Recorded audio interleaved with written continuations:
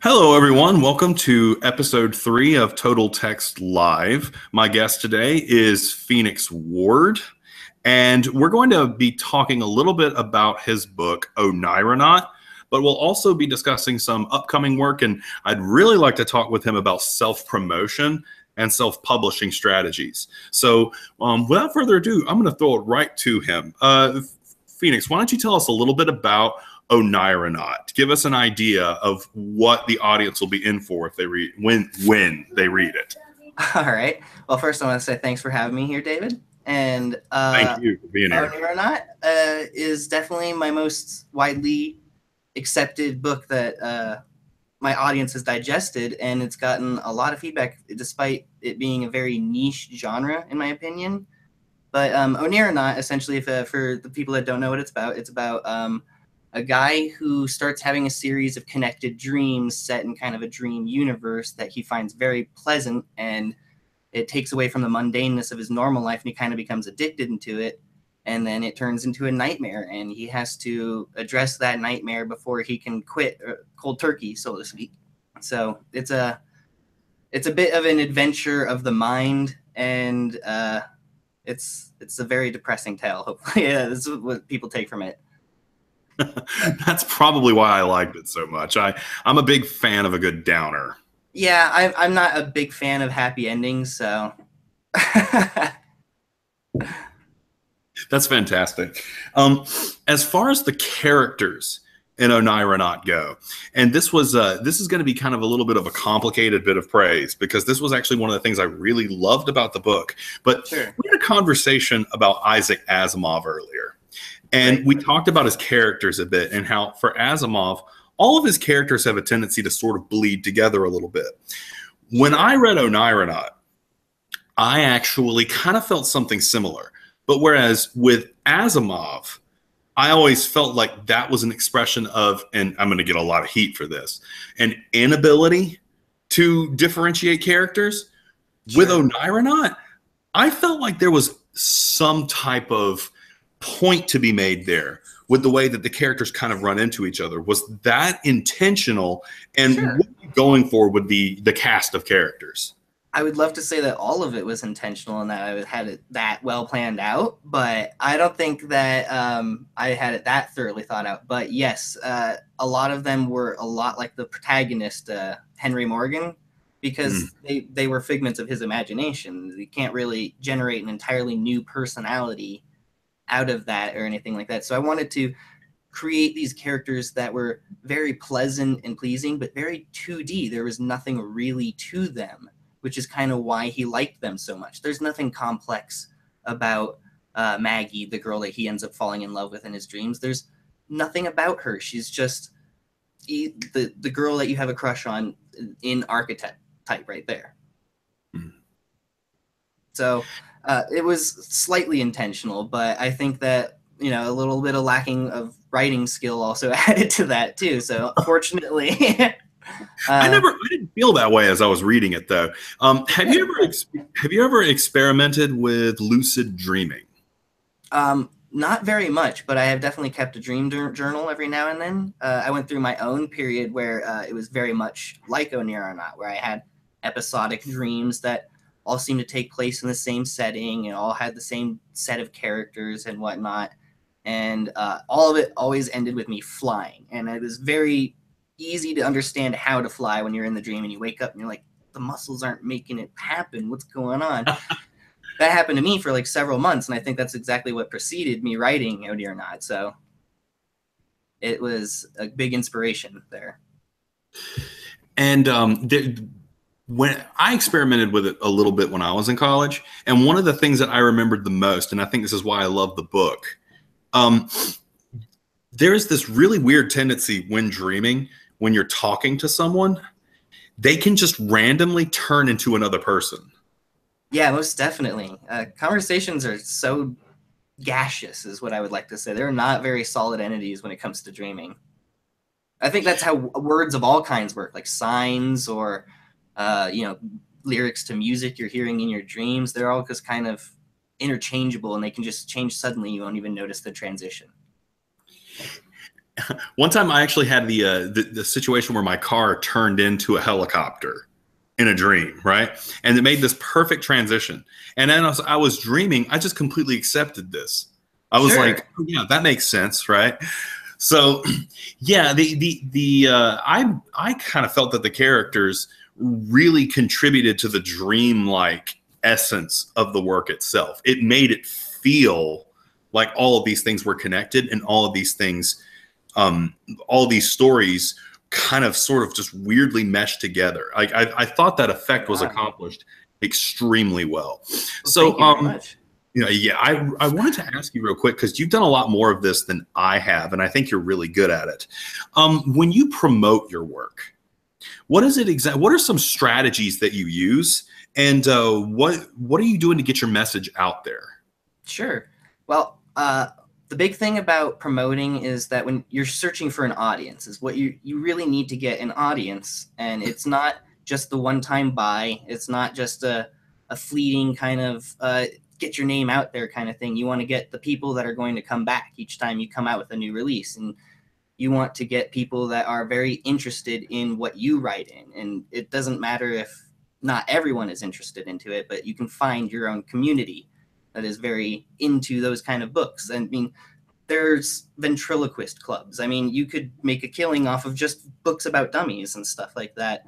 But it's about finding that our audience. And so you have to hone it in, and you have to target it very precisely. And a lot of the way you got to do that is you got to go out there, and you got to be a part of these communities and talk with these people and figure it out who they are, what they're wanting, where they hang out with, what they do when they're not reading your book or books like your book.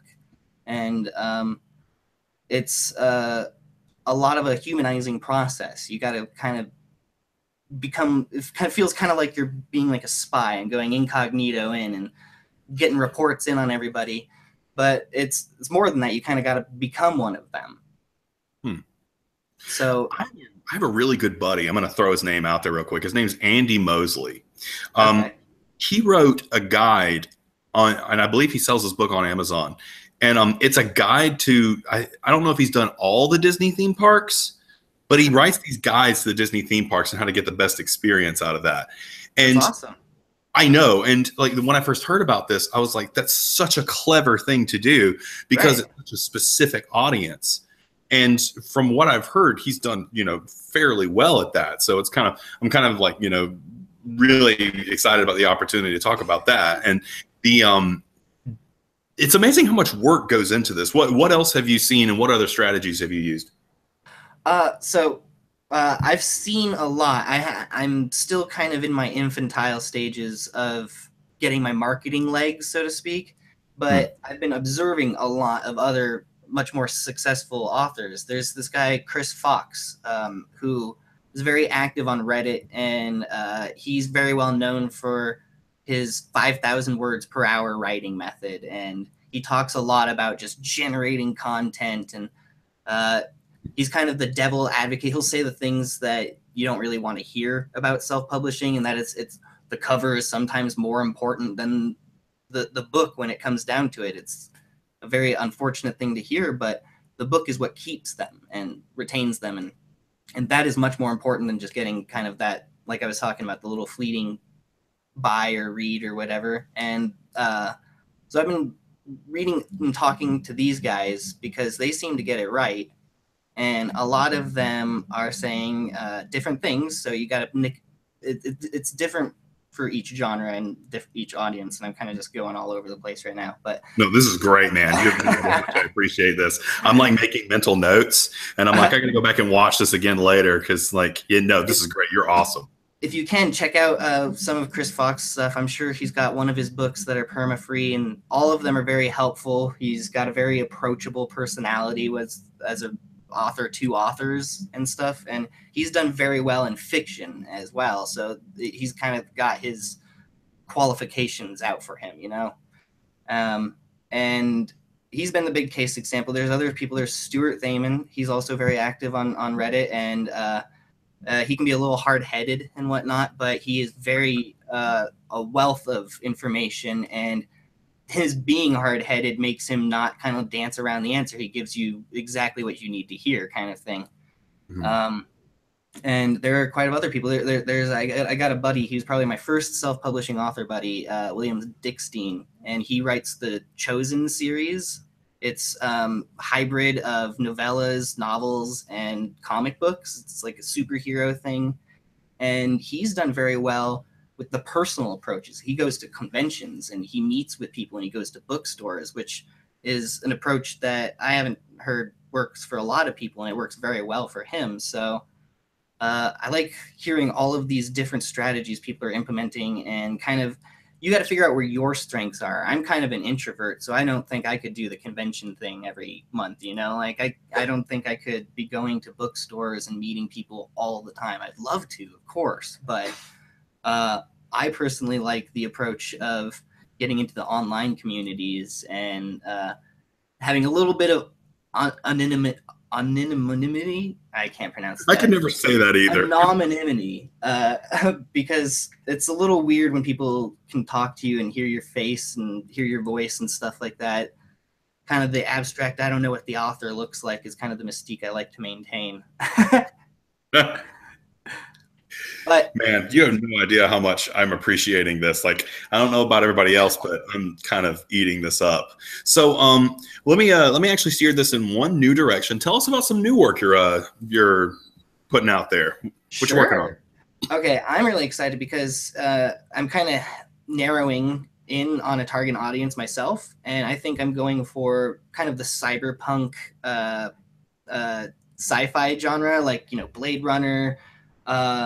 There's a new CD Projekt Red game, the guys who made Witcher, coming out that's very cyberpunkish, and there's so many things that are coming out. There's Westworld, that's kind of cyberpunk when you break it down to it, but a lot of this AI, human computer interaction kind of stuff. So the new stuff I'm working on is called Installed, and it's the Installed Intelligence series, and it's just about a near future where people are able to have their brains downloaded onto computers that can be kept for after they die. So that way they don't really die, and their families can have something to maintain, and they can help continue on their work. Imagine if Einstein was still alive and able to have access to all the internet we have now, along with his genius. So human progress starts becoming more and more rapid. And a lot of people kind of resent the idea that our human brains get to just be immortal and also be considered humans. And so it's a lot of people being upset that, like, the Supreme Court rules that they become citizens, so they get upset that now they have to pay them wages. They're like, it's a computer program. Why do I have to pay my computer program an hourly wage? That's not fair. And so it's a fun project that's got a lot of room too, because I want to expand it into, like, you know, dozens of books in the future. And I'm taking kind of a page from Asimov, because he has the Foundation Empire Robot series that just goes like for 12 to 16 books, and it spans 30,000 years of human history. And I kind of wanted to take that approach where, you know, it's not the same protagonist each time, but it's definitely the same universe. He was really good at taking a story and stretching it into just a gigantic series and making that work the whole way through. Like, I read the Foundation series and I never got tired of it. Like, I was enthralled by that whole series. Have you ever heard of the work of Ray Kurzweil? I don't think I have. No. Ooh, I mean, dude, I respect you so much because you tap into these absolutely gigantic ideas. And, like, this is another one that Ray Kurzweil is probably one of the main sources of this. And so to have such a good handle on this concept and not be in tune with him, I think it's very, very promising, because, like, for me, that's like, you're ahead. But Kurzweil wrote a book called The Age of Spiritual Machines, and he talks a lot about, you know, the encoding and, you know, what we call the singularity. So I will definitely be picking that book up when it comes out. I'm very excited about it. And I love the idea of, like, some of the minutia, the idea of the Supreme Court ruling of an AI being a citizen, being a sentient, and being owed and having rights. Yeah, that's just a gigantic, like, juicy piece of meat to bite into. So anything else you want to share with us? Well, speaking of that, the AI being a citizen thing, I don't know if you heard this, but it was, I think, this year or so that Saudi Arabia became the first country to make an AI a legal citizen. That actually happened. I was reading that and I was just like, my book's set in the future. It's already null and void. So thanks, Saudi Arabia. But It's funny too, because it's like now we have to think to a world that is normalizing the things that we're seeing, the Sure. stuff that was like absolutely shocking. So there's thank goodness there's still stuff to write. And I will definitely share and put your work up and say, oh my gosh, it's a new book by Phoenix Ward, because I can't say enough how much I enjoyed Oneironaut. And I think we're gonna wrap it up around here. But thank you so much for being on. I really appreciate your time. And thank you so much for having me. It was definitely my enjoyment. And maybe at some point we might be able to get together like a panel of science fiction writers and discuss some big things like singularity, and maybe even have a debate or something. That would be fantastic. I would love that. That sounds awesome. All right, can't thank you enough, man. I will talk to you soon. All right, take care. You too.